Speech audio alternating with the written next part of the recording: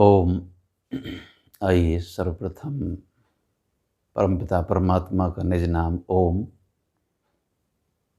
उसका श्रद्धा से उच्चारण करते हैं। ओम।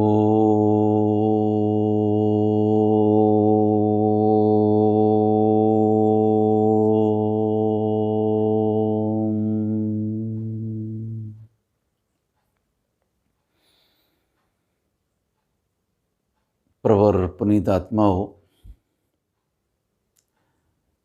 वैदिक ज्ञान विमर्श के इस अभियान में आप सबका पुनः पुनः स्वागत है, अभिनंदन है। जीवन एक सरल पथ, इस शीर्षक के अंतर्गत जो व्याख्यान माला चल रही है उसका आज 21वां अंश अभिव्यक्ति पा रहा है और आज हम विमर्श करेंगे मानव की विचार शक्ति। विचारों में बहुत बड़ी शक्ति होती है। एक विद्वान का कथन है कि मनुष्य जो कुछ अभिव्यक्त हो रहा है वह उसके स्वयं के विचारों का ही उत्पाद है। मनुष्य अपने विचारों के कारण ही कायर है, शूरवीर है, चरित्रहीन है, चरित्रवान है, एक आदर्श व्यक्तित्व का स्वामी है, एक निकृष्ट आचरण का अधिपति है। और यह सब उसके अपने निजी विचारों के कारण ही हो पाता है। आइए इसे कुछ ऐतिहासिक संदर्भ में समझने का प्रयास करते हैं। ऐतिहासिक घटना है, पढ़ा होगा आपने, स्मरण कीजिए। कुरुक्षेत्र का विशाल मैदान आज युद्ध क्षेत्र में बदल चुका है। कौरव और पांडवों की विशाल विशाल सेनाएं आमने सामने खड़ी हैं। संसार का प्रत्येक योद्धा किसी न किसी पलड़े में स्वयं को खड़ा पा रहा है और एक पक्ष से की ओर से ही युद्ध करने के लिए आतुर है। ऐसे विशाल सेनाओं के मध्य भगवान श्री कृष्ण जिस रथ के सारथी हैं, अर्जुन उनसे प्रार्थना करता है कि मेरे रथ को दोनों सेनाओं के मध्य में ले चलिए। ऐसा ही किया गया और जब अर्जुन ने देखा कि मेरे सामने तो जिनसे मैं युद्ध करूंगा वे सब के सब मेरे अपने परिजन हैं, भीष्म पितामह, आचार्य द्रोण, कुलगुरु कृपाचार्य, अन्य सभी बंधु बांधव, सोचने लगा क्या मुझे इनसे ही युद्ध करना है? अब तक स्वयं को योद्धा समझने वाला वह वीर, शूरवीर इस दशा में पहुंचकर अपने अंदर कायरता अनुभव करता है। पलायन का भाव उसके हृदय में आता है। उसकी विचार श्रृंखला में शिथिलता आती है और वह अपने दृढ़ निश्चय से कांपने लगता है, पीछे हटने लगता है और आखिर केशव को अपनी बात कह ही देता है कि हे केशव, मैं युद्ध नहीं कर पाऊंगा। मैं किसके लिए, इस राज सिंहासन को पाने के लिए अपने ही बंधु बांधवों का कत्ल कर दूं, इनकी ही हिंसा कर दूं? यह मैं कदापि न करूंगा। महान धनुर्धारी अर्जुन अब इस वक्त अपनी समग्रता से कायरता अभिव्यक्त करता है। भगवान श्री कृष्ण ने क्या किया? उसको धमकाया नहीं, उसको दंड नहीं दिया, उस पर अनुचित दबाव नहीं डाला, मात्र उसकी विचार शक्ति को जगाया, उसके विचार श्रृंखला पर जो मोह का आवरण छा गया था उसको हटाया, उस मल को दूर किया और अपनी संपूर्ण प्रेरणा से उसे अभिभूत किया। संसार जीवात्मा के यथार्थ को उसको समझाया।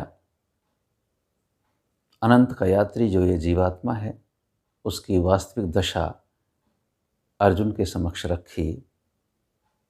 बस एक दूसरा क्षण था कि वह महापुरुष, महान धनुर्धारी जो अब तक अपने शस्त्रास्त्र त्याग चुका था, पुनः उत्थित हुआ, उठ खड़ा हुआ और फिर से अपना गांडीव संभाल लिया, भयंकर धनुष टंकार की और युद्ध भेरी बज उठी, युद्ध के नगाड़े बज उठे। यह सब क्या था? विचारों की शक्ति थी। उसके विचार जो अब तक पलायन और कायरता की ओर उन्मुख होकर उसे लिए जा रहे थे, अब उन्हीं में वह विचार शक्ति उत्पन्न हुई कि वह उस महासंग्राम को लड़ने के लिए उद्यत हो गया। तो भक्त पुरुष हो, ये वास्तविकता है कि मनुष्य अपने ही अंतःकरण के उठे हुए विचारों, उत्पन्न हुए भावों की ही वह स्वयं अभिव्यक्ति है। एक और संदर्भ से समझते हैं।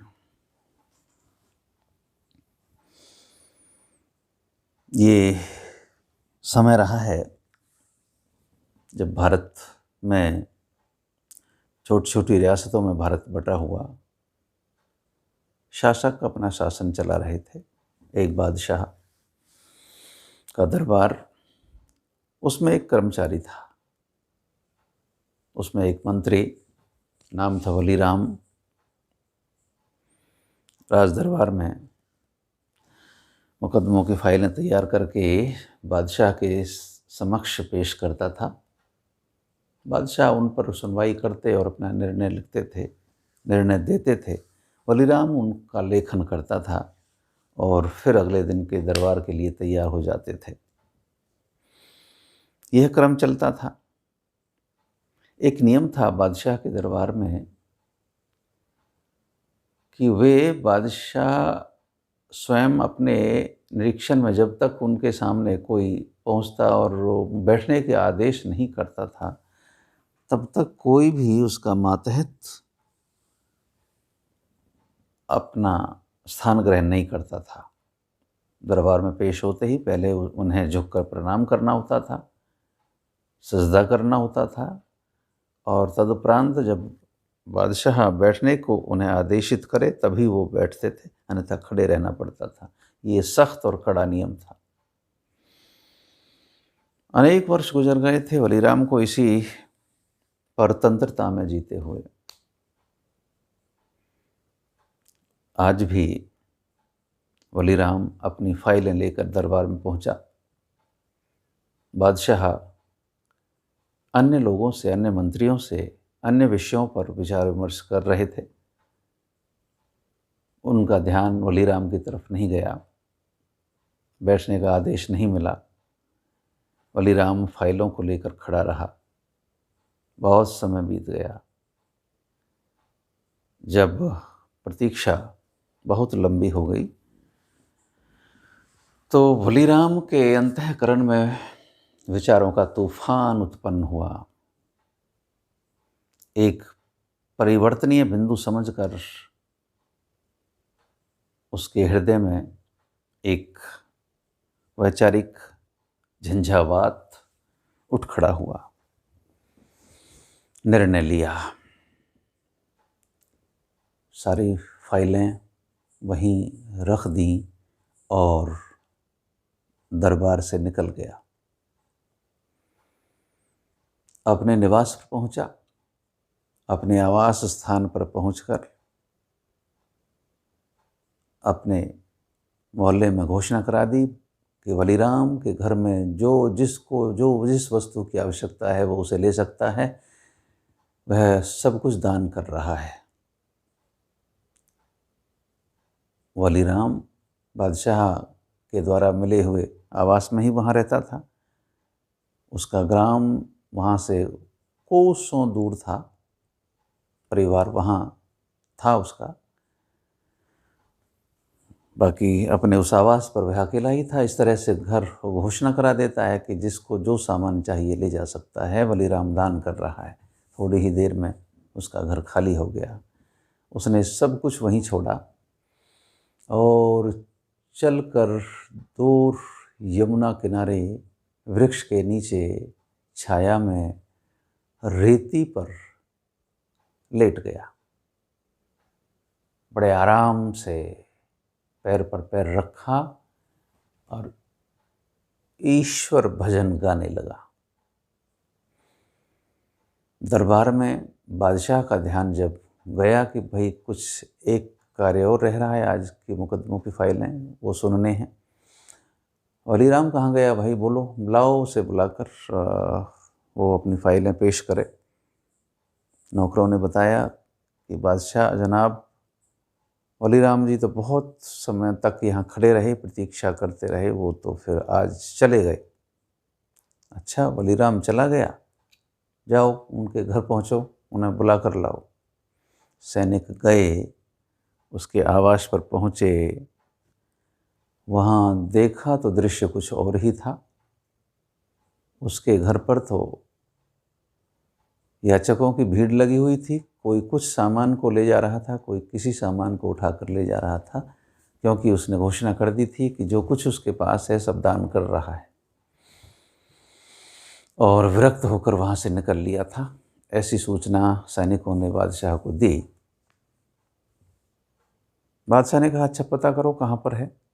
बताया गया कि वह तो यमुना की रेती में वृक्ष के नीचे लेटा हुआ है। आने को कहा है किंतु नहीं आ रहा है। सैनिकों ने बताया कि हमने कहा था कि आपको बादशाह सलामत बुलाते हैं। वलीराम ने सीधा कहा कि कह दो बादशाह जनाब से कि हम नहीं आते हैं।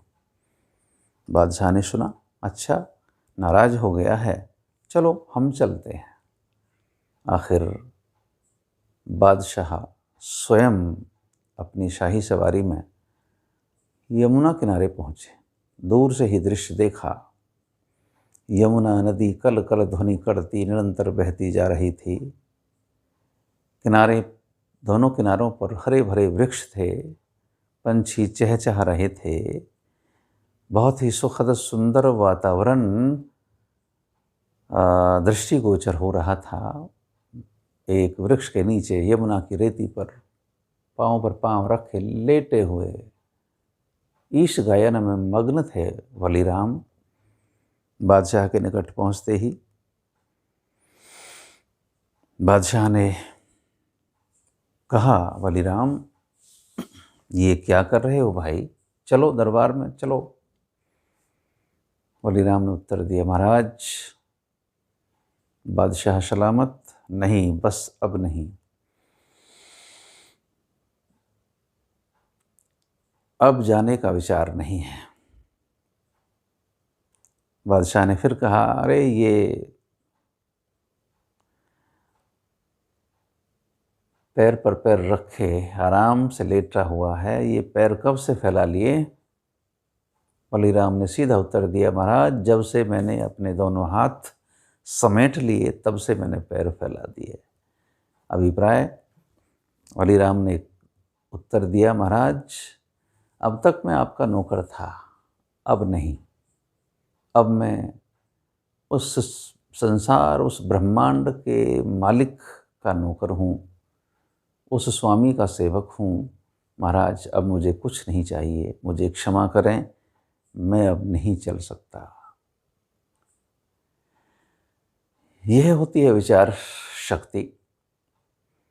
एक वह विचार था बलीराम के हृदय में जब बादशाह की गुलामी करते थे, नौकरी करते थे और उसके बंधन में थे। किंतु जब विचारों में तूफान आया, भयंकर झंझावात उठ खड़ा हुआ, तो वही बलीराम आज उन्मुक्त है संसार के बंधनों से, किसी बादशाह की पराधीनता से, उन बेड़ियों से मुक्त हो चुका है। आज वह अपने उस ब्रह्मांड के संचालक स्वामी, उस मालिक का ही नौकर है और उसी को उसने अपना समर्पण कर दिया है।